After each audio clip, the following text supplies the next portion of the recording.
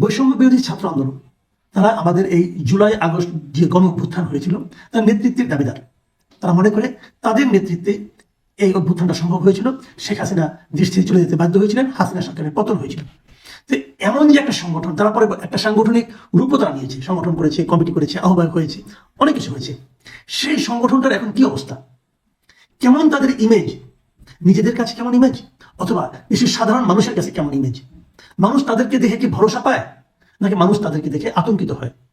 তাদের কর্মকাণ্ড কি মানুষকে আশান্বিত করে, নাকি তাদের কর্মকাণ্ডের মধ্যে অনেকে ক্ষমতাসীন রাজনৈতিক দলের চামচা হিসাবে বিভিন্ন ছাত্র সংগঠনের যে অতীত ভূমিকা তারই ছায়া দেখতে পায়? এগুলো কিন্তু এখন জরুরি প্রশ্ন হয়ে দাঁড়িয়েছে। জরুরি কেন সেটা বলি, কারণ এরা তো ক্ষমতা প্রয়োগ করে, সরকার অথবা প্রশাসন তারা তো এদেরকে নানাভাবে প্রোটোকল দেয়, এদেরকে হেল্প করে। এমনকি বিভিন্ন জায়গায় প্রশাসনের কর্তা ব্যক্তিদেরকে দেখা যায় যে তারা এই সমস্ত বৈষম্য বিরোধী ছাত্র আন্দোলনের নামধারী স্টুডেন্টদের কথায় উঠতে, চলতে, বলতে এবং করতে বাধ্য হয়। তো এরা করছেটা কি? আমরা আগে বলেছিলাম আরেকটা অনুষ্ঠানে আমি, যারা নিজেদের মধ্যে মারামারি করছে। নিজেরা কখন মারামারি করে? যখন নাকি ভাগাভাগির সমস্যা হয় তখন মারামারি করে। আগে দেখিয়েছিলাম, আগে একবার বলেছিলাম, মানে একদম তথ্য প্রমাণ সবাই বলেছিলাম আমি, যে লিফলেট বিতরণ করতে যারা মারামারি করে, এদের মধ্যে শৃঙ্খলা এতটাই।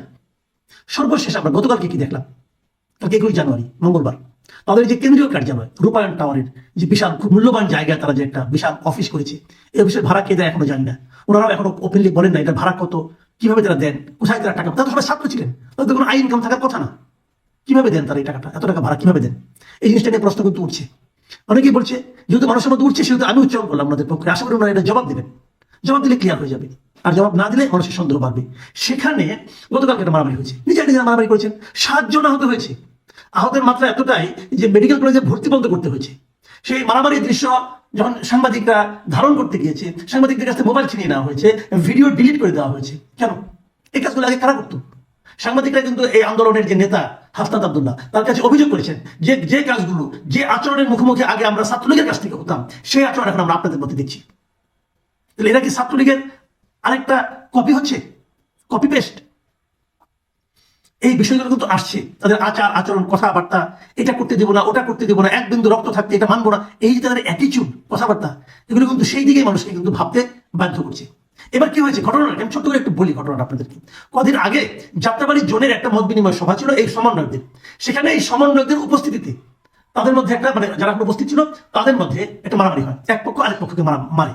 তো যারা মার খায় তারা গতকালকে মানে সোমবার, আপনার এই মঙ্গলবার দিন এই রূপায়ণ টাওয়ারের সামনে বাংলা মোটরে এখানে তারা এসেছিল প্রতিবাদ জানাতে এবং একটা বিচার চাইতে।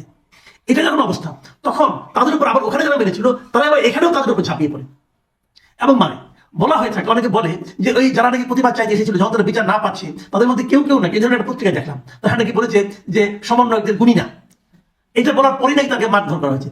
সমন্বয়কদের গুণী না এটা বলা উচিত না, কারণ ওরা তো ওই সংগঠনের লোক, তারা সমন্বয়কদের গুনবেন না কেন? কিন্তু যদি বলেও থাকেন, তো আমি ধরে নিচ্ছি বলেছেন, যদি বলেও থাকেন, তার কি আপনি ফিজিক্যালি অ্যাসল্ট করতে পারেন, মারতে পারেন? এই মারার অধিকার আপনাকে কেউ দিয়েছে? এই ধরনের অজুহাত তাকে ছাত্রলীগ দিত, যে তার নেত্রীকে নিয়ে খারাপ কথা বলে চতুর্থ মারবো আমি। আপনি যেই হন না কেন, আপনি সমন্বয়ক হন অথবা মহাসমন্বয়ক হন, আরেকজন ব্যক্তির গায়ে হাত তোলার অধিকার আপনাকে কে দিল? না কি সমন্বয় করে সাক্ষুমা? আমরা কোন দেশে আছি? আমরা কি কখনো এই সমস্ত মানে সংগঠনের নামধারী মাস্তানদের হাত থেকে মুক্ত হতে পারবো না? কোলাপসিবল গেট আটকে মারা হয়েছে, কেন হচ্ছেটা কি? আসলে কেন হয় এটা একবার ভেবেছেন? একটা ছাত্র সংগঠন এরা, এদের এখানে ঢোকা, কমিটির মধ্যে যাওয়া, নিজেরা মারামারি করে কেন?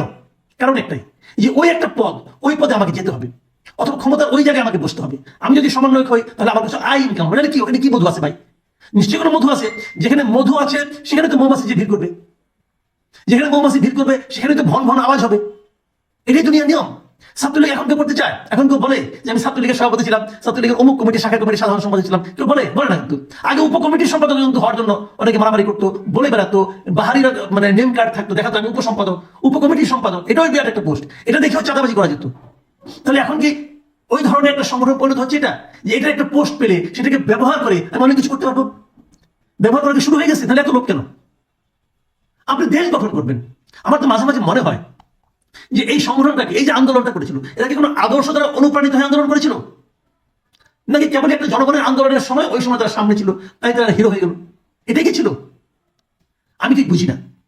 কিন্তু এটা আমাদের জন্য একটা বড় আতঙ্কের ব্যাপার, বড় হতাশার ব্যাপার। যাদের উপর আমরা নির্ভর করেছিলাম, যাদেরকে ধরে আমরা আশান্বিত হতে চেয়েছিলাম যে এইবার বোধহয় কিছু একটা হবে, তাদের নিজেদের আচরণের মাধ্যমে তারা এমন সব কাজকর্ম করা শুরু করেছেন যে আমরা হতাশ হয়ে পড়ছি। এই আলোচনাটা শেষ করবো আরেকটা ঘটনা দিয়ে। ওই ঘটনার সঙ্গে ওইভাবে অনেকে মিল পাবেন না, কিন্তু আমি মিল পাচ্ছি।